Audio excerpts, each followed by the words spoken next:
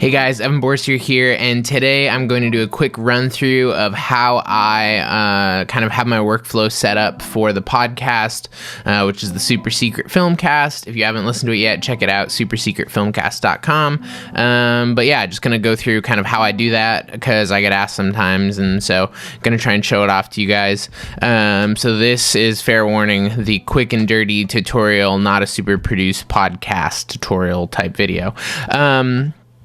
So it all starts, we'll break the fourth wall here. It all starts at my iMac with some Adobe Audition and the Rode Procaster here. I love this microphone, it sounds really good. I have two of them. This is the one that I use, and then when we do in-person interviews, like the Masters of Motion interviews that I've been releasing recently, I have a second one of these that we put on regular mic stands. Then I have Rode Boom Arm, which is obviously lovely. I just realized that I was far from the mic that whole time, but whatever. And we run into this Zoom F4, which works as like a field recorder and as an interface. Right now it's being used as an interface through USB to the computer. So we're just running XLR straight into Audition, but it also gets used as a field recorder. Like when I was in Texas at Masters of Motion, we use this bad boy to just record directly onto that and bring the files back. So if you're just doing a recording like that, usually what happens is we record the two lines, separate WAV files, come back, import them. That's actually what this is. I'm editing Dallas Taylor's episode right now. And so basically these files are both recorded on the Zoom, get dropped into here, edited, workflow happens, whatever. But so when you're doing that, that's really easy. Now, when it gets a little funnier is when you have yourself and a Skype guest, which is another common situation for the podcast. So what happens then is that there's a couple different ways to do it. I've found that the one that's actually worked best for me is called Loopback. So this is a little piece of software that you can get. Let me see, Loopback. I'm going to forget how much it costs now, and I don't want to lie to you. I don't think that's it. Loopback Audio. Let's try this again. Rogue Amoeba, Loopback. This is it. And it is $100, but I don't know, it's worth it. It works better than a lot of the stuff I've found with like audio MIDI issues. So basically what this is kind of a software interface aggregator sort of thing. So I have created a new virtual device, called it Skype Hookup, and I've set it to take the inputs of Skype, the program, and the F4, which you can see here, and turn them into one interface. So right here, and you can kind of look up Loopback if you want to know how to make this all actually work, but I have it set so that the number one input on the F4 goes into channel 1, number 2 goes to Skype, number 3 doesn't do anything, so I can get rid of it. So number 2 goes to Skype, and then all I have to do is go in here. So we have Premiere or Audition. Say this is a new podcast interview. Actually, let's do that real quick. Save this guy. New multitrack session. We'll call it new podcast. We'll save it on the RAID. I just use their podcast thing here.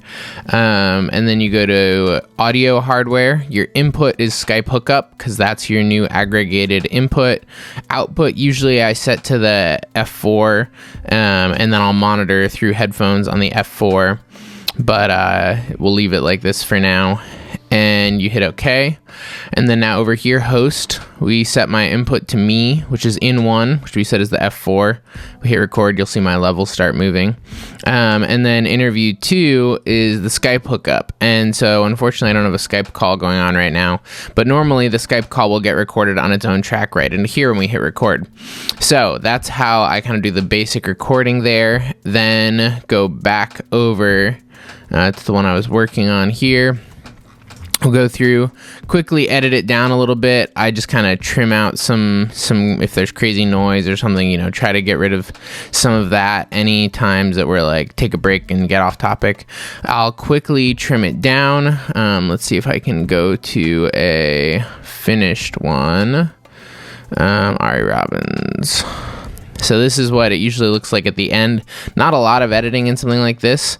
Then I go back and I'll record my intro after the fact. So this is the audio of the intro. This is the music which we will use that I'm sure you're all familiar with. And so I do a real simple, just take the levels here, automate kind of some in and up and downs with the music at transition points, go straight into the interview goes clean through, and then at the end I just tag an outro with our music again. And so that's kind of the really simple edit that I do. I don't really do a lot of production in the whole middle here. And then what I actually do is I go export, multitrack, mix down, entire session. We have a Dropbox folder for these things, wave, and then we've been doing this interesting thing sometimes where I have someone else kind of like mix and do their magic sauce on these things.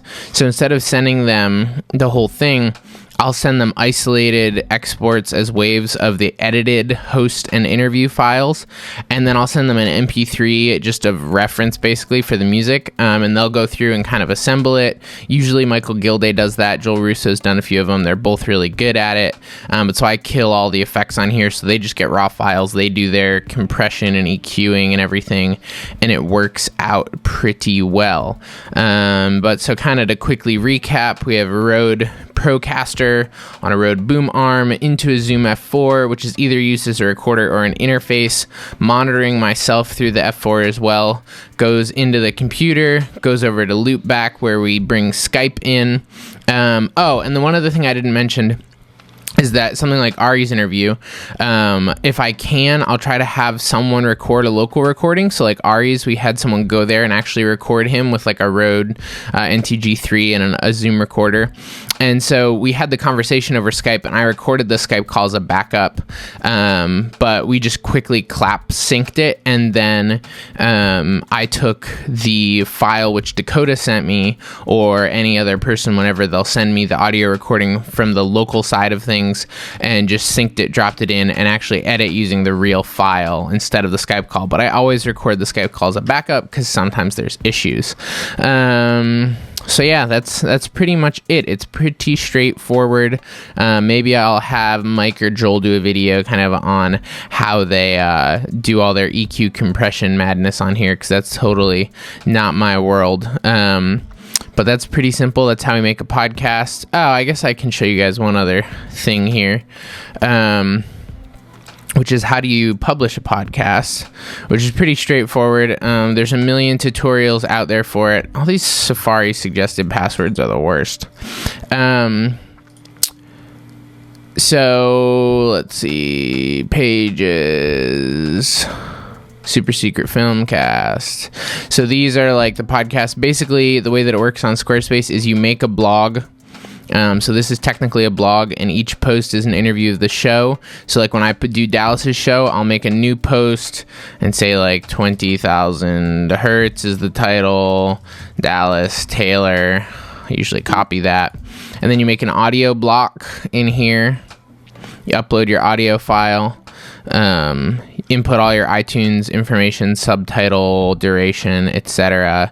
You hit publish, discard, and that publishes to the iTunes feed that you hopefully already set up. I'm not going to teach you about that. Just look up how to publish a podcast on iTunes. It's really simple, and then it hits here pretty much immediately. So it's a simple RSS feed, and that's how it happens. So hopefully this was helpful. If you have any questions, leave them in the comments below. And next up on this channel is probably going to be behind the scenes from the Lens Lab video, which if you missed it, you should go check it out. Also check out the podcast. Thanks so much to Rode Mics for the gear and making this all possible. And last but not least, you should check out patreon.com/eBourcier. Do some bonus cool content over there. You can ask podcast guest questions. You can ask me questions, and I'll do Q&As on them. Patreon's pretty cool, so you should check it out. Thanks so much for watching, and I'll see you next time.